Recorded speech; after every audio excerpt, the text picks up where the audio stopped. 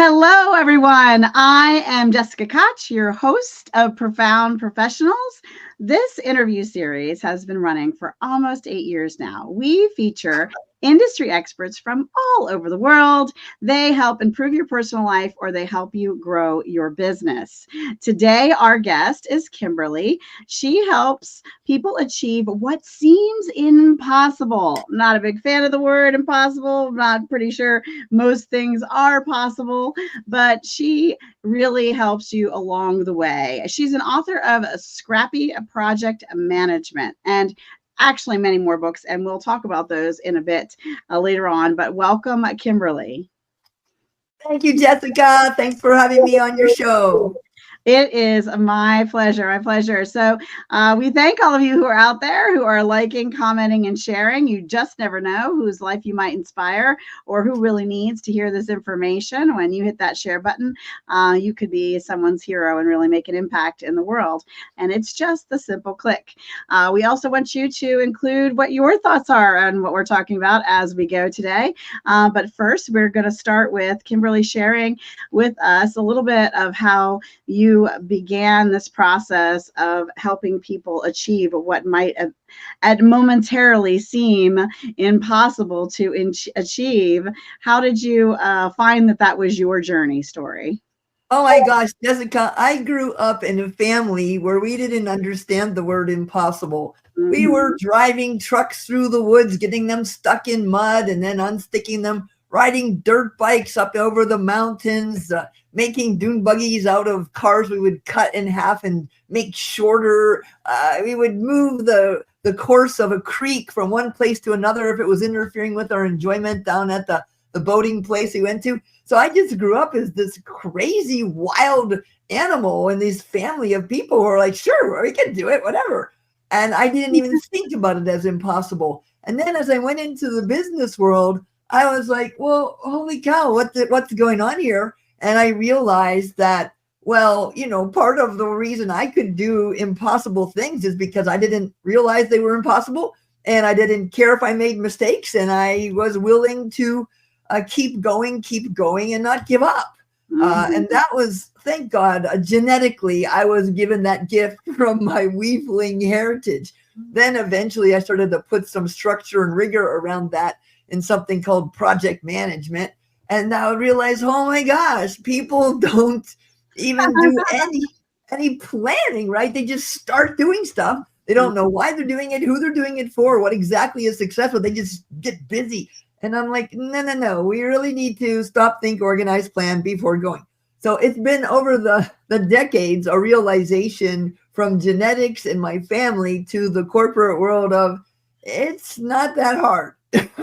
Right. And the truth of the matter, one of the statements that stuck with me is you said we need to, build structure, have a plan before we get going. And the truth of the matter is, I believe, is most of us are already going and it's not too late for us. It is still okay to take that step back and look at what's happening that may not be working as well and restructure a plan and tweak it live while you're going. Because I know right now my business is working and there's some things right now we're pulling back and reorganizing the system to have it keep going in a way that is much more effective and efficient for the company and profitable. Profitable is important.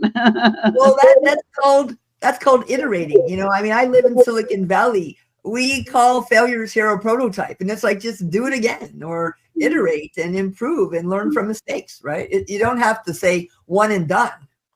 Yeah, that's for sure. I just don't want people to think that, oh, well, I've already started, so it's too late for me. It's never too late to build a plan and organize and improve things to the better, for sure. Yeah. You got this. Yeah, take a pause, take a moment, but you're gonna be able to keep going, keep growing. But I do love that idea of perfecting a plan or tweaking it, because you may have started with a plan that you thought was going to work. But then when you track the data, you realize, wait, something's not working. Or maybe you started it, like you said, and just started and didn't track the data at all. Well, that is why innovation and design thinking process, that Silicon Valley is famous for, it's iterative, right? You go around that circle. It takes about 6 iterations to get a product to where it's really ready for the market. If you ship the first thing that you create, you're going to have problems, like, whoops, oh, sorry, you got to recall those million things we shipped. Yeah, well, with services, so for example, one of our divisions of our company, we have a virtual assistant membership program, and when we launch that, we let people know, hey, it's a launch. We're gonna adjust, and you're the focus group. Even you're gonna get in on this special pricing. It's grandfathered in. You're gonna, come out with wearing your parachute, feeling comfortable, knowing that we guarantee there's going to be a few mistakes and a whole bunch of changes we take, a lot based on your feedback. Well, there's nothing wrong with having a prototype with a group of informed consumers that you're experimenting on. But like, I'm driving a Tesla and find out, they got to recall all of the software because it's a danger to our lives. I didn't volunteer to be an experimenter while I'm driving my car. Right. Now, I would agree with you there that there are certain products out there that's not okay with, maybe. So, tell me what kinds of organizations, companies, business owners, entrepreneurs typically are most drawn to the work that you're doing. For the last 17 years, I've worked primarily with globalizing Japanese businesses. And that was kind of a strange accidental meeting. I was teaching some courses at UC Santa Cruz Extension in the adult learning program for project management. I was teaching project leadership and communication. And my workshops they're never lecture, and I got really good reviews. And so someone from another department that was bringing people over from Japan to visit Silicon Valley said, oh, can you do a little workshop for NTT? Can you do a little workshop the next year for NECsoft? And I'm like, sure. And so I did these little workshock, I call it workshock therapy. And they loved it. And the person who was bringing them asked me to go to dinner and said, why don't you come to Japan? And I said, sure. Well, after that, they sold me into 50 different Japanese companies that were their clients. And I went all over the world, actually, for Japanese businesses, US, Europe, Asia, Australia. And people go, well, why, Kimberly? You're working with Japanese. You know how tough it is for women in Japan. And I'm like, oh, no. In Japan, I'm not a man and I'm not a Japanese woman. I'm like an alien, so I have no gender. And here in the US, people think I'm hyperactive, but in Japan, I'm passionate sensei.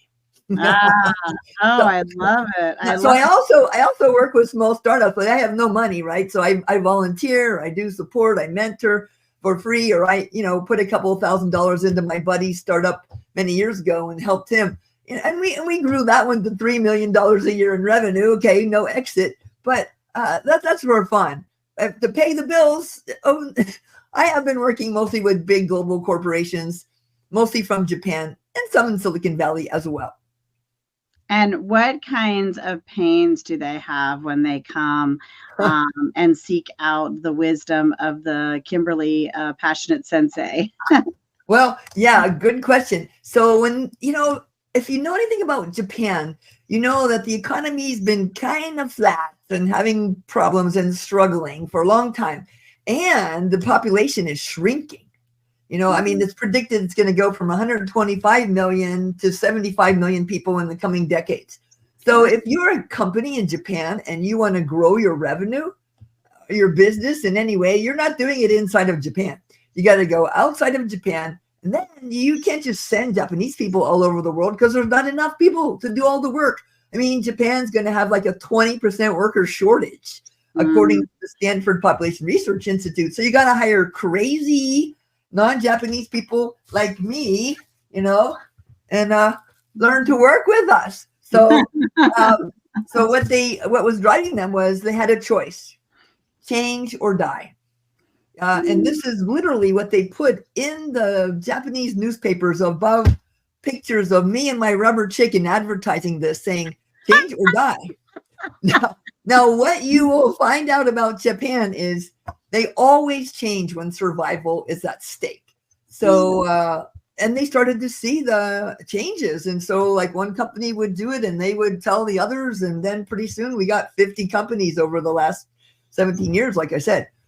And the thing is, what they really needed to change was they told me, Kimberly, please make us innovation mindset people. And I said, sure. When's the last time you celebrated a mistake? And they're like, no, we don't celebrate mistakes. And I'm like, well, guess what?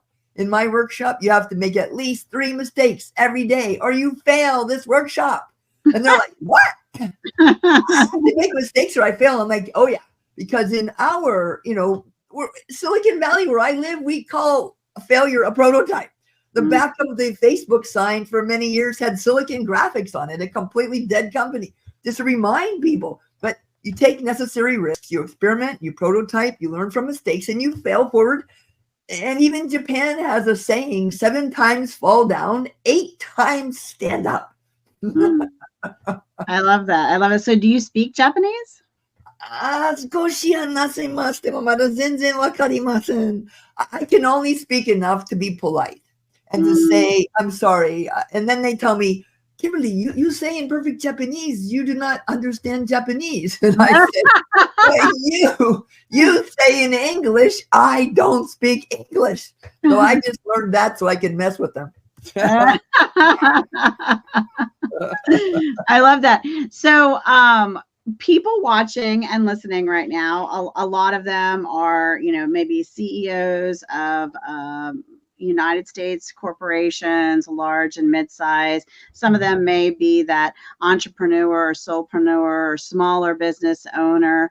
Is there solutions that you offer them in like group coaching or workshops or online courses, or most of that resource is going to get to them from the books that we'll talk about a little later? Or how are the people watching either going to help you or you could help them?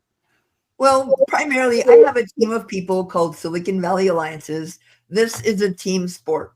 So whether virtual or in person, it'll be me, a co-facilitator, and an assistant, in most cases, at least 1, maybe 2 assistants. And we create this beautiful learning laboratory with decorations all over the place, like koosh balls and rubber chickens and no tables, just chairs in a circle and flip charts hanging on the walls and all kinds of Post-its and little toys and crazy things to spark imagination, right? And so we will facilitate these learning labs for people. For example, last Friday, me and 2 of my buddies from Germany and 1 person who's a support person from the East Coast of the US, we facilitated a 2-hour workshop for Cisco on imagination workshop. And this was to inspire the next 50 years of the internet, because, the 50th anniversary of the internet is this year or soon. And they wanted to be like, well, what about 50 years from now? And so we're like, no problem. Let's jump into the future, imagine it, things that seem impossible, and boom. And then maybe a month or so ago, I was in Tokyo finishing up a 6-month, 15-day workshop with amazing Japanese company, like 24 people from 10 different countries that were doing 4 impossible projects. They presented at their executives headquarters on the last half day of this program. They were dressed like aliens, some of them. It was wild. And then next month I'll be in Bangkok for 2 weeks and Shanghai for 1 week, facilitating in-person stuff, which is more like a shorter how not to be a boss hole. So it's all mostly workshops in person or virtual. I do a little coaching, but for the most part, it's workshop therapy. And so most of it's in person, not virtually on Facebook.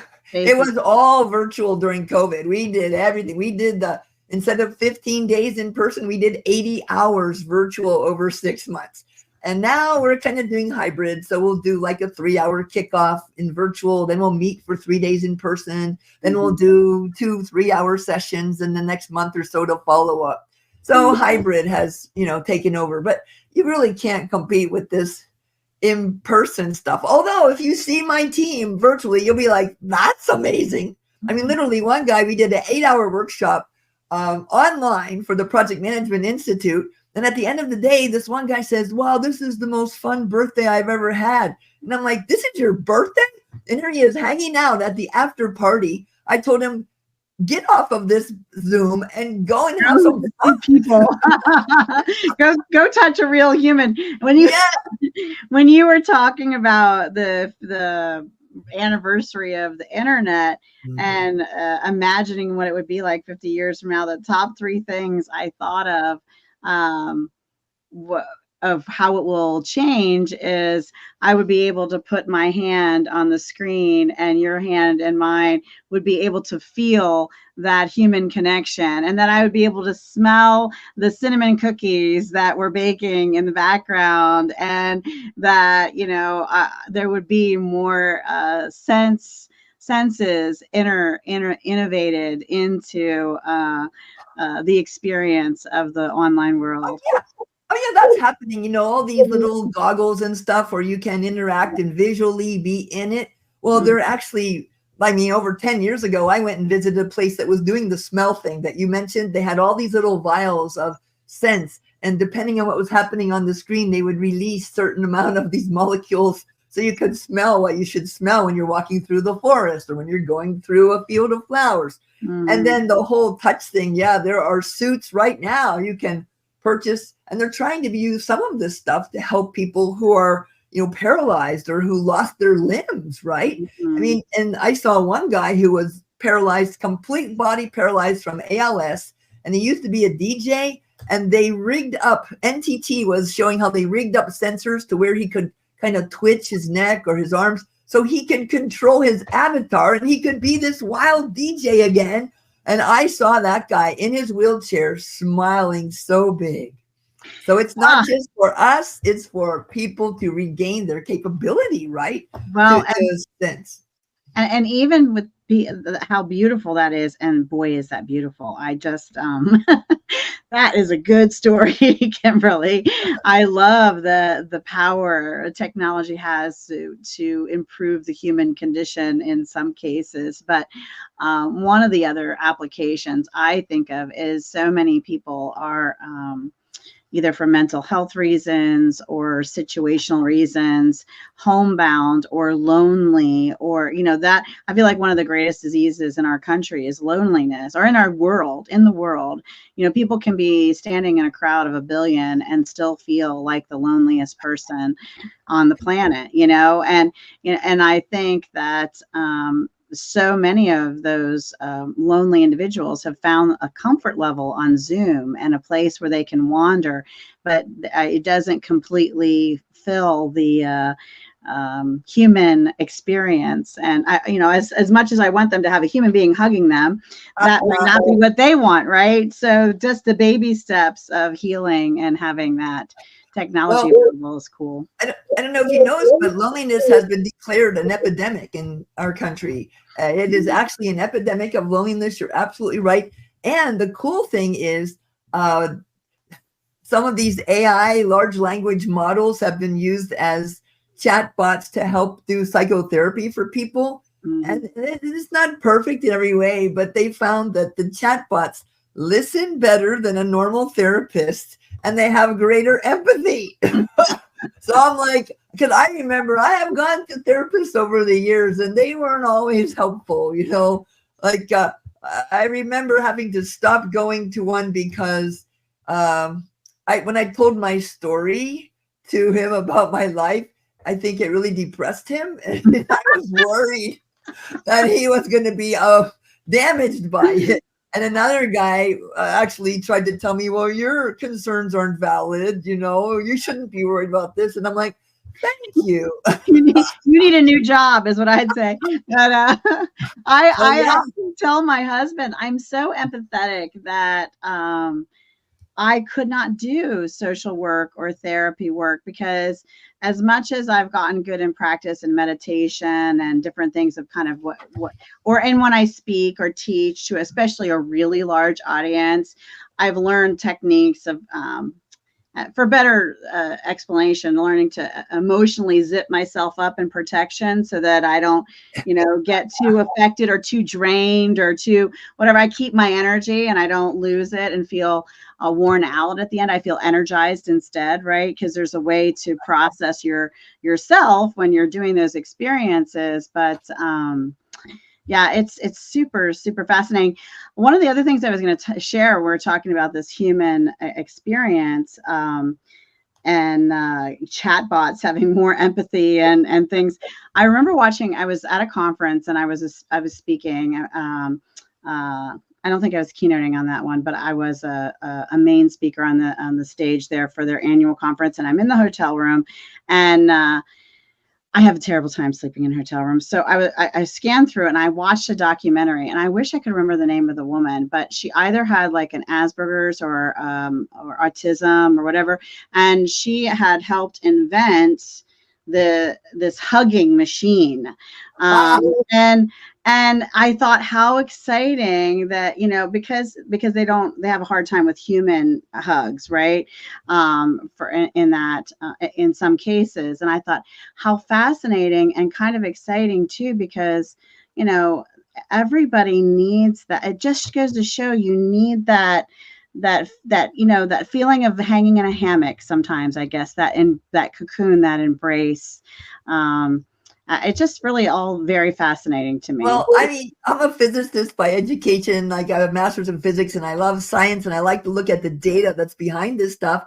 And some of the data I've seen says you need like 20 hugs a day just to stay mentally well. Well, I'm way behind on my number. I think I've had at least 6 hugs today between my husband and my daughter. So that's not too bad, but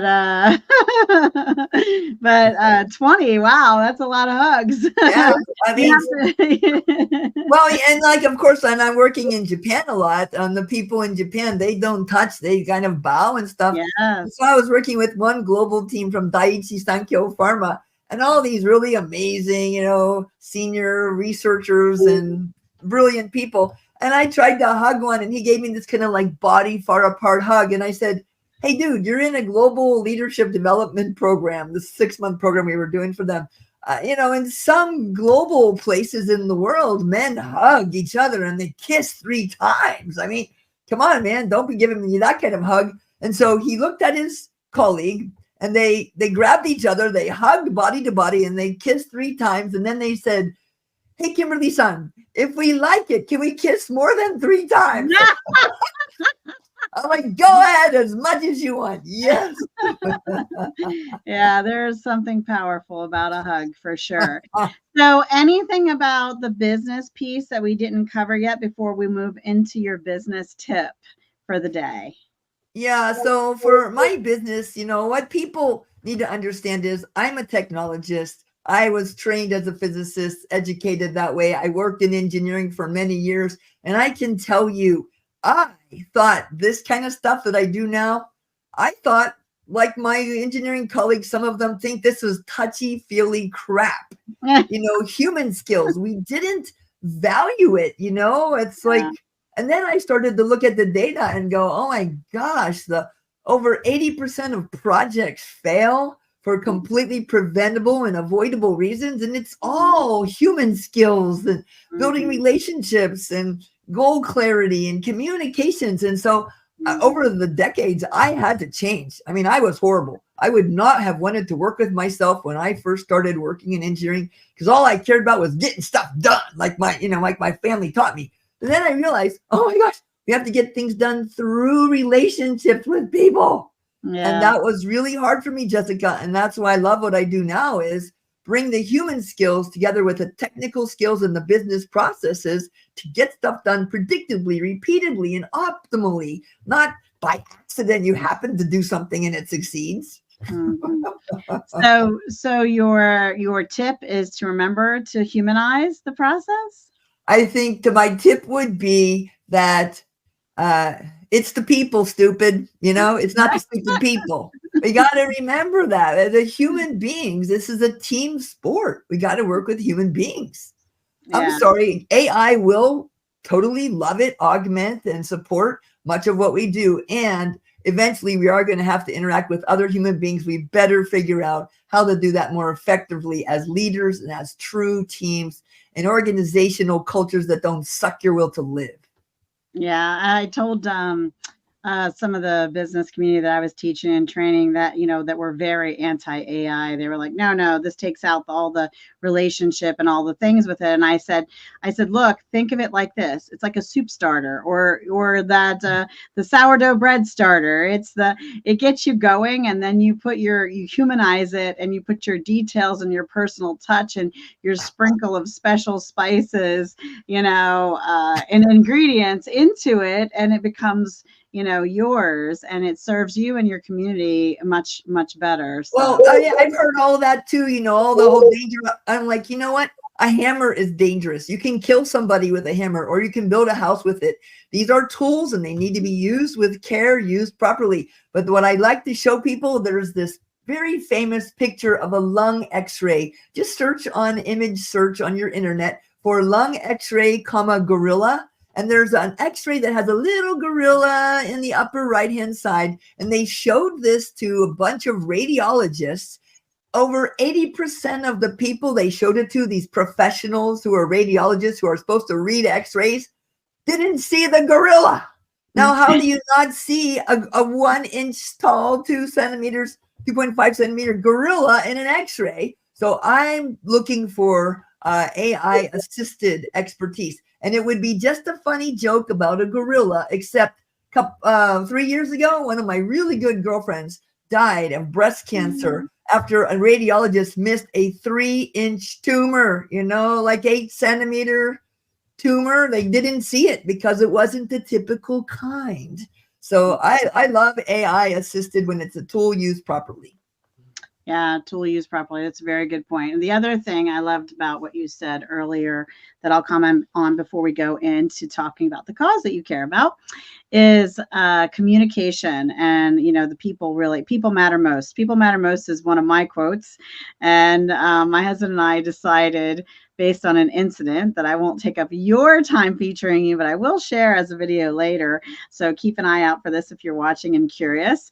But we, based on an incident that occurred this weekend on our walk, that I'm a peopleologist. That's what my husband decided is my term, that I'm good with peopleology and that I am a professional peopleologist. And I think we all need to strive to do that. And from the communication standpoint, whether you're working on a project together or you're leading a team, the power of storytelling is so very important. And I'll share some of the books that I've actually been researching and studying lately on that topic a little bit later. So let's move into, and this is a great time to hit that button, that share button, and also to put in the comments the cause that you care about. You just don't know who you might inspire to put time, treasure, and talent in your cause or in Kimberly's cause. And we would just want to take a moment to do something a bit bigger than our beautiful smiles and selves, and do something that will make an impact. And awareness is just as important as time, treasure, and talent, in my opinion. Reminding people to just do something kind or get involved in a cause that sings to their hearts or contribute to the one that Kimberly's going to share with us. So what do you got for us today, Kimberly, in the cause front? Okay, Jessica. Well, I was way back in the last century. I worked as a manufacturing engineer at Hewlett-Packard, and the mass spectrometer, we were building mass spectrometers, right? And there was an ozone hole endangering planet Earth.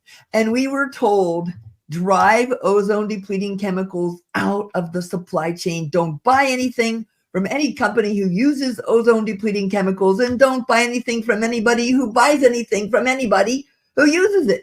And so we were going out doing vendor audits and stuff like that. That is how the ozone hole was closed, by big global businesses who have a conscience saying, we're going to do something about it. We're driving it out of our supply chain. Now we have the same opportunity with sustainability on planet Earth, including climate. We can argue for all over the place about what's causing climate change, but all I care about is, can we live on planet Earth? I really don't care what's causing it. I want to make sure we can still live here. So corporate sustainability is my passion. I've been pivoting into over the last year or two. And I want to make sure that people understand there's something called the World Business Council for Sustainable Development, WBCSD.org. It has 225 members, which are the biggest companies in the world, 225 of the biggest companies in the world, and their CEOs are the members. There are companies, you know the names, like Procter & Gamble, for example, and they comprise 15% of Earth's GDP. And you know what? They met in 2010 for the first time, and they said, there's no profit, there's no stock price in a world that's falling apart, where people are killing each other for food and water. So they are committed to a sustainable future for our world.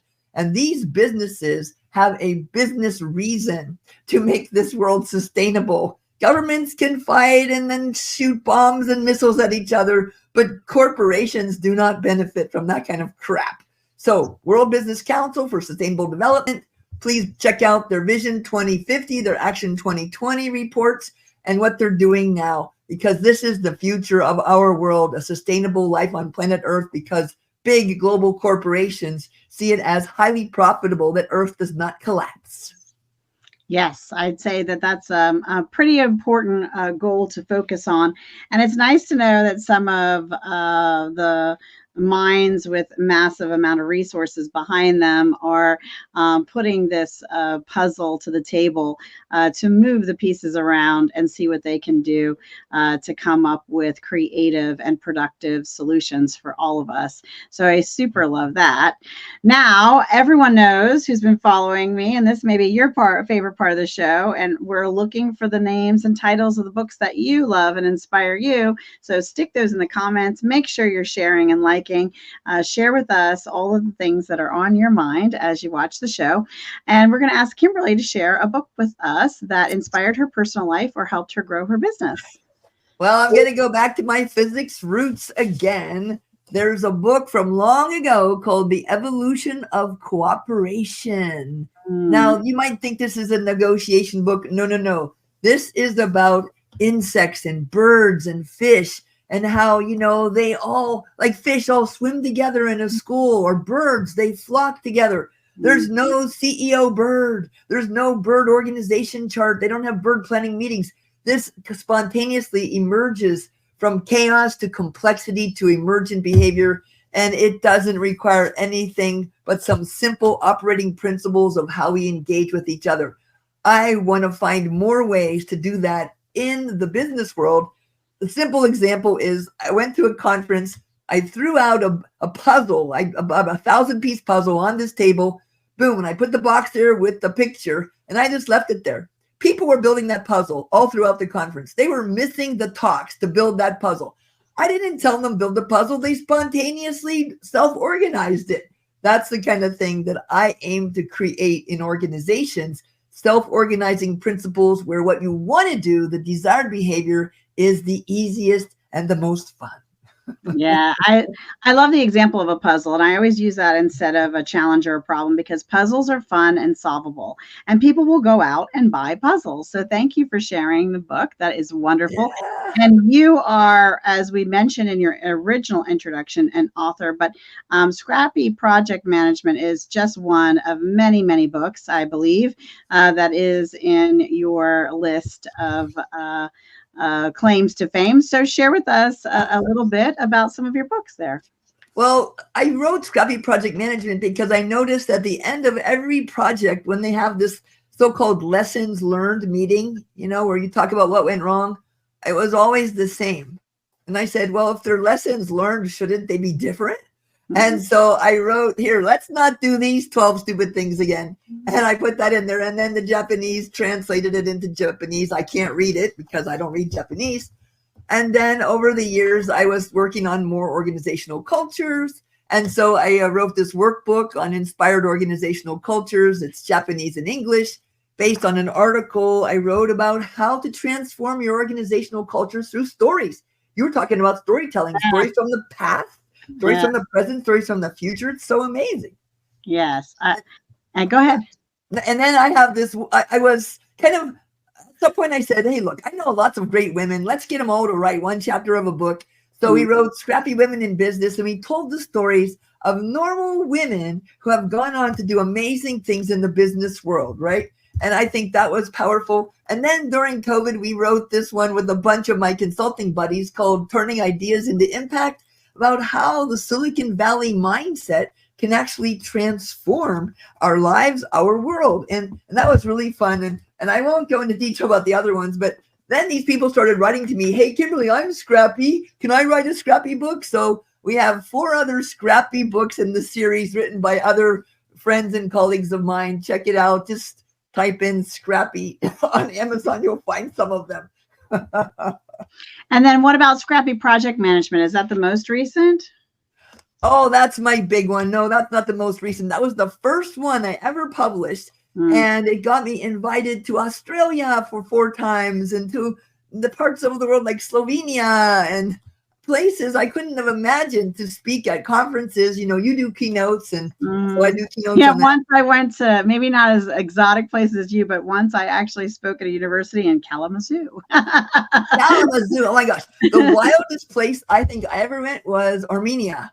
I was like, wow, Armenia. Oh my gosh, I was invited there. I went there in person. And then I virtually worked in Zambia during COVID. I was able to do some workshops for entrepreneurs there because while I love working with big companies, I like working with entrepreneurs and startups. And these people from Zambia are like, can you do a workshop for us? I'm like, sure.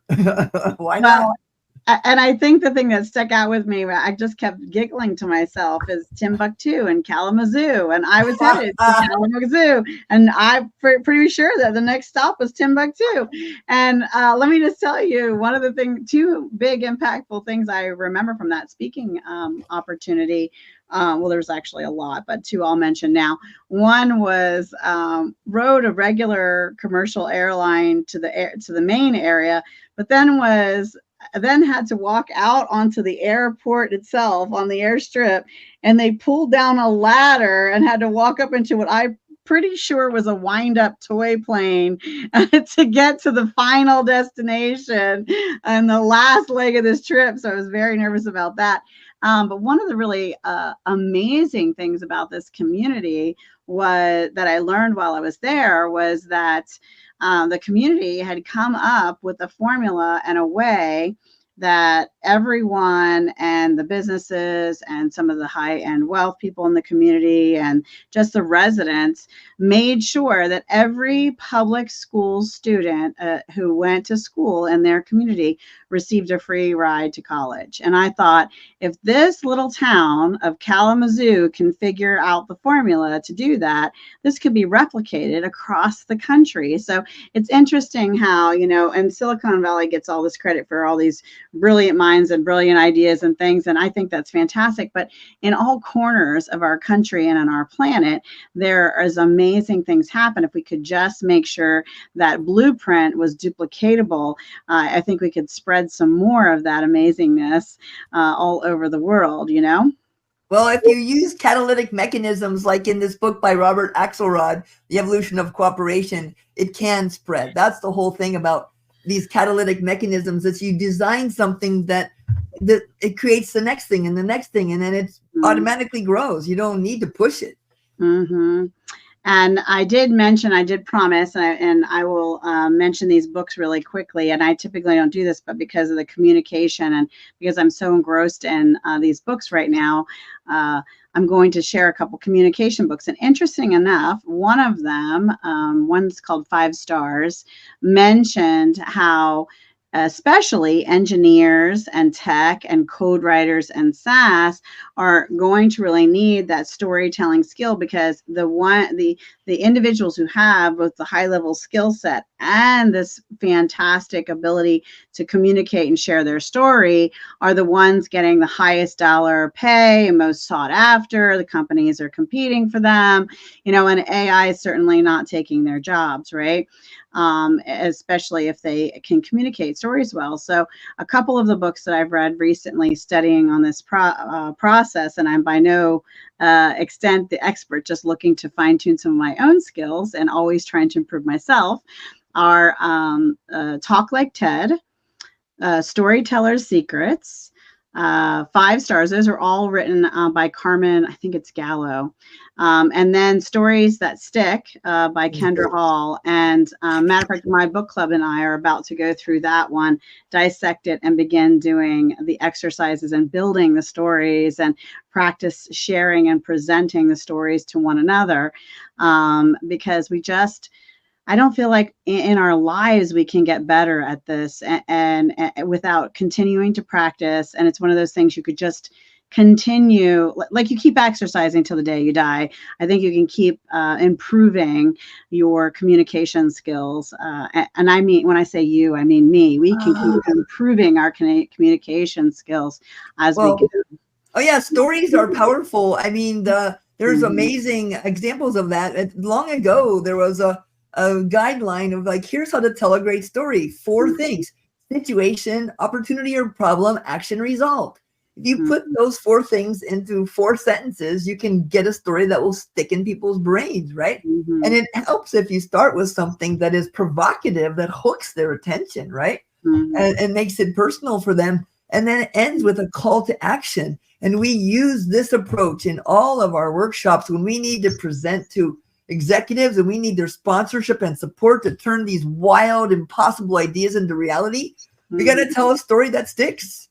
And then you mentioned too, that's personal, meaning in my translation, that's very relatable to them, something they can connect to and anchor them, see themselves in, and putting them in that story. And I think that's fantastic. So this has been so much fun, Kimberly. I hope you've enjoyed being on the show as much as I enjoyed having you.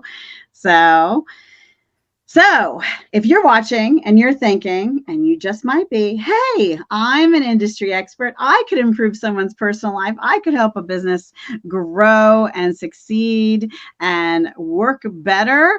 Then you know what? You probably should be featured here. We would love to have you reach out, and our team will tell you how to get on the show. So if you are an industry expert, be someone else's hero, and mine too, and share with other industry experts how they might be featured as well. Now, before we head off and close out just another really brilliant and fun and amazing show, one that I might add included rubber chickens. So before we go, if I had a hook, I'd say we're just going to snag Kimberly with the hook one last time. If we won't let her get away without sharing a piece of information or inspiration as we say goodbye. What do you have for us, Kimberly? Yeah, Jessica, thank you. I often say this to people. You think something's impossible, you know less than 1% of everything in the entire universe. So when something seems impossible to you, it means you don't know how yet, and something in the 99% that you don't know could make it possible, even easy. And then there's Lord Kelvin, famous British mathematician and physicist, who in 1895, Lord Kelvin said, heavier than air flying machines are impossible. Now, he said that, Jessica, when there were birds. Birds are heavier than air, for crying out loud. When you say it's impossible, it just means you don't know how yet. Be careful, because many things seem impossible until your competitor does it. And then you're like, whoops, we didn't think about that. So, what is it, 5 or 6 years later, when the first airplane was invented and flown, it wasn't by Lord Kelvin. I love that. Thank you again so much for being here with us. And thank you all for watching, especially for sharing in the comments the books that you love, the causes that you love, the things that Kimberly was sharing that you loved. We just love hearing from you, and we're very grateful for you. I am your host, as always. This is Profound Professionals. And until next time, remember, be kind to yourself and be kind to each other out there. Bye, everybody.